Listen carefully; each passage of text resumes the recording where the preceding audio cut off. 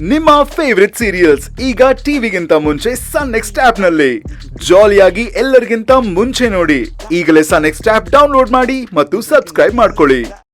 ಅದೇ ನಿಮ್ ಕಾಳಜಿ ನನ್ಗೆ ಅರ್ಥ ಆಗತ್ತೆ, ಆದ್ರೆ ನಿಮ್ ಮಗನಿಗೆ ಅರ್ಥ ಆಗ್ಬೇಕಲ್ಲ.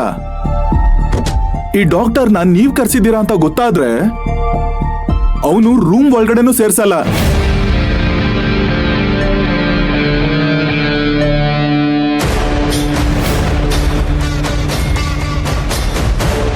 ಹೌದಮ್ಮ, ಅಣ್ಣನ ಮೊದಲೇ ಊರಿಂದ ಸಡನ್ ಆಗಿ ಕರ್ಕೊ ಬಂದಿದ್ದಕ್ಕೆ ಕೋಪದಲ್ಲಿದ್ದಾನೆ.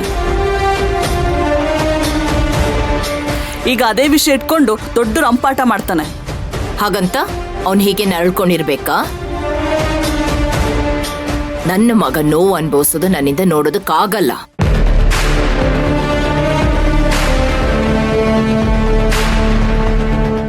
ಅದೇನಾಗುತ್ತೋ ಆಗ್ಲಿ.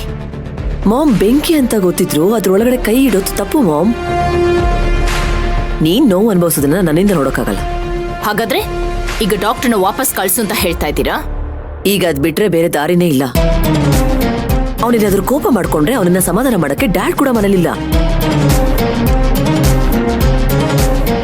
ಈಗ ಅವನ ಆರ್ಭಟ ಜಾಸ್ತಿನೇ ಇರುತ್ತೆ. ಸೊ ಡಾಕ್ಟರ್ನ ಪ್ಲೀಸ್ ಕಳಿಸ್ಬಿಡು ಮಾಮ್.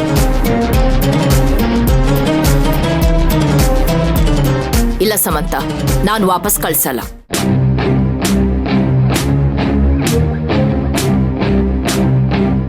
ಅವ್ನು ನನ್ಗೆ ಎಷ್ಟು ಬೇಕಾದ್ರೂ ಬೈಲಿ, ಎಷ್ಟು ಬೇಕಾದ್ರೂ ಅವಮಾನ ಮಾಡ್ಲಿ,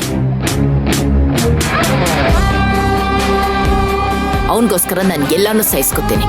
ಆದ್ರೆ ಡಾಕ್ಟರ್ನ ಮಾತ್ರ ವಾಪಸ್ ಕಳ್ಸಲ್ಲ.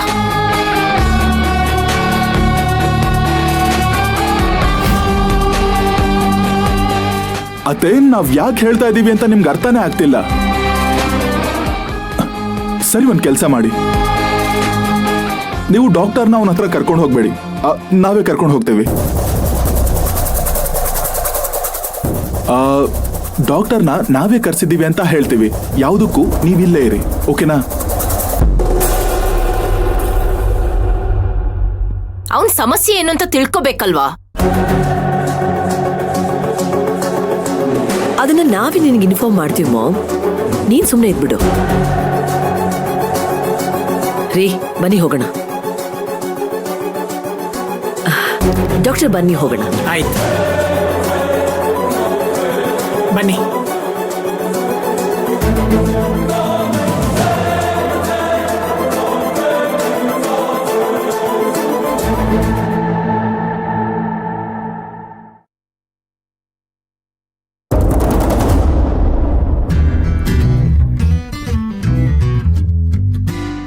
ಎಲ್ಲಿ ತಾರಕ್ಕು?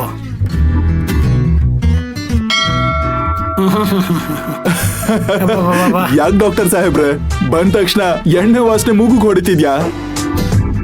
ನೀವ್ ಬಿಡಿ, ಟಿಂಚರ್ ವಾಸನೆನೆಲ್ಲ ಕುಡಿತಾ ಇರ್ತಿರಲ್ಲ, ಇದೆಲ್ಲ ಅಭ್ಯಾಸ ಇರುತ್ತೆ ಅಲ್ವಾ? ಟಿಂಚರು ಮನುಷ್ಯನ್ ಗಾಯನ ವಾಸಿ ಮಾಡುತ್ತೆ,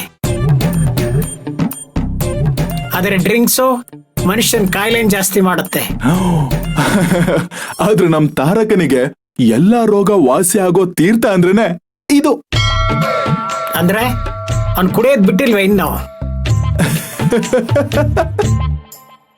ನೀವ್ ಬೇಕಾದ್ರೆ ನಿಮ್ ಡಾಕ್ಟರ್ ಪ್ರೊಫೆಷನ್ ಬಿಡಬಹುದು, ಆದ್ರೆ ನಮ್ ತಾರಕ್ ಕುಡಿಯೋದು ಬಿಡೋ ಚಾನ್ಸೇ ಇಲ್ಲ. ನೋಡಿ, ಇಂಥ ಸಮಯದಲ್ಲಿ ಅವ್ನ್ ಕುಡಿಯೋದು ಬಹಳ ತಪ್ಪು. ದಯವಿಟ್ಟು ಇದನ್ನೆಲ್ಲ ಹೊರಗಡೆ ಹಾಕಿ. ಡಾಕ್ಟ್ರೇ, ನೀವ್ ಆತರ ಯಾವ್ದಾದ್ರು ಎಕ್ಸ್ಪೈರಿ ಇಂಜೆಕ್ಷನ್ ಇದ್ರೆ ನಮಗ್ ಕೊಟ್ಟು ಸಾಯಿಸ್ಬಿಡಿ, ಆದ್ರೆ ಅದನ್ ಮಾತ್ರ ಹೊರಗಾಕಿ ಅಂತ ಹೇಳ್ಬೇಡಿ. ಇಲ್ಲಿನವರೆಗೂ ಹೆಣ್ಣಿನ ವಿಷಯಕ್ಕೆ ಮಾತ್ರ ಯುದ್ಧ ನಡೆದಿದೆ, ಆದ್ರೆ ನಮ್ಮ ಮನೆಯಲ್ಲಿ ಈ ಎಣ್ಣೆ ವಿಷಯಕ್ಕೆ ಯುದ್ಧ ನಡೆಯುತ್ತೆ. ಡಾಕ್ಟ್ರೆ, ನೀವು ಅದ್ರ ಕಡೆ ನೋಡ್ದೆ ಟ್ರೀಟ್ಮೆಂಟ್ ಕೊಟ್ಟು ಹೊರಟ್ಬಿಡಿ ಅಷ್ಟೇ.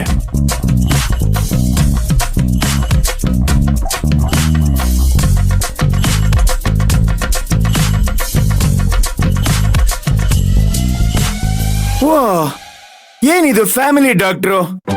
ಮನೇಲಿ ಯಾರು ಹೊಗೆ ಹಾಕಿಸ್ಕೊತಿದ್ದಾರೆ ಅಂತ ಬಂದಿದ್ದೀರಾ? ತಾರಕ್, ಏನು ಹೀಗ್ ಮಾತಾಡ್ತೀಯಾ? ಅವ್ರು ನಿನ್ ಚೆಕಪ್ ಮಾಡೋದಕ್ ಬಂದಿದ್ದಾರೆ.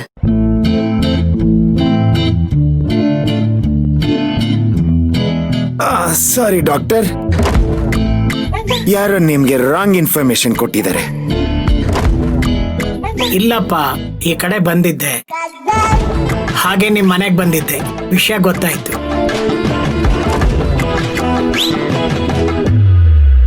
ಒಂದ್ ಚೆಕಪ್ ಮಾಡೋಗೋಣ ಅಂತ ಬಂದಿದ್ದೀನಿ. ಡಾಕ್ಟ್ರೇ,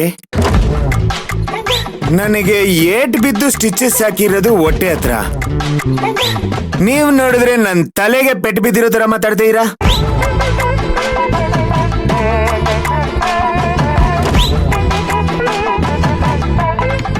ಈಗ ತಾನೇ ನಮ್ ಸಿಸ್ಟರ್ ಇಂಡಿಯಾ ನಾವ್ ಕರ್ಸಿದ್ದು ಅಂತ ಅಂದ್ಲು. ನೀವ್ ನೋಡಿದ್ರೆ ಸುಮ್ನೆ ಹೋಗ್ತಿದ್ದೆ, ಹಾಗೆ ಬಂದೆ ಚೆಕಪ್ ಮಾಡ್ತೀನಿ ಅಂತಿದ್ದೀರಾ. ಯಾಕೋ ಇಬ್ರದು ಸಿಂಕೆ ಆಗ್ತಿಲ್ಲ. ಅಯ್ಯೋ, ನಾನೆಲ್ಲೋ ಹಾಗೆ ಹೇಳ್ದೆ. ಅವರು ನಿನ್ನ ನೋಡಕ್ ಬಂದಿದ್ದಾರೆ ಅಂತಾನೆ ಹೇಳ್ದೆ. ಅಳಿಯ ಅಲ್ಲ, ಮಗಳ ಗಂಡ ಅನ್ನೋ ಹಾಗೆ ಮಾತಾಡ್ಬೇಡ, ಸರಿ? ಇವರನ್ನ ಇಲ್ಲಿ ಯಾರು ಕರ್ಸಿದ್ದು?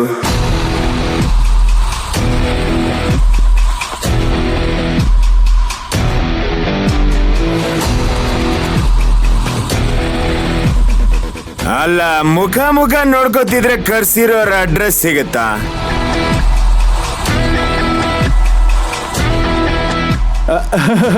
ಬಾಮೈದ, ಅವನ್ನ ನಾವೇ ಕರ್ಸಿದ್ದು. ನಿನ್ಗಿನ್ನೂ ಹುಷಾರಾಗಿಲ್ವಲ್ಲ, ಅದಕ್ಕೆಪ್ಪ ನಾವೇ ಕರ್ಸಿದ್ದು. ಏ ಅಕ್ಕನ ಗಂಡ, ಕಿವಿಗೆ ಫ್ಲವರ್ ಇಡೋದಕ್ ಬರ್ತಿದ್ಯಾ? ಗೊತ್ತು ತಾನೆ ನಾವು ಫೈರು ಅಂತ.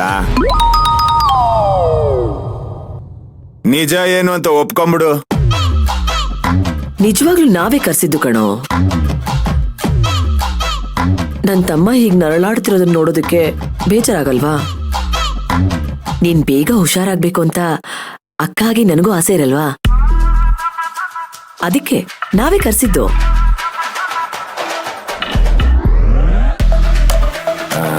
ಗೊಮಟೇಶ್ವರಿಗೆ 12 ವರ್ಷಕ್ಕೆ ಒಂದ್ಸಲ ಅದೇನೋ ಡಾಕ್ಟ್ರೆ ಏನ್ ನಡೆಯುತ್ತೆ? ಮಹಾಮಸ್ತಕಾಭಿಷೇಕ. ಕರೆಕ್ಟು, ಅದಕ್ಕೆ ನೀವು ಡಾಕ್ಟ್ರು. ಅದು ನಡೆಯೋದು ಎಷ್ಟು ಸತ್ಯನೋ, ನೀನಿವಾಗ ನನ್ನ ಹತ್ರ ಪೊಂಗ್ತಾ ಇರೋದು ಅಷ್ಟೇ ಸುಳ್ಳು.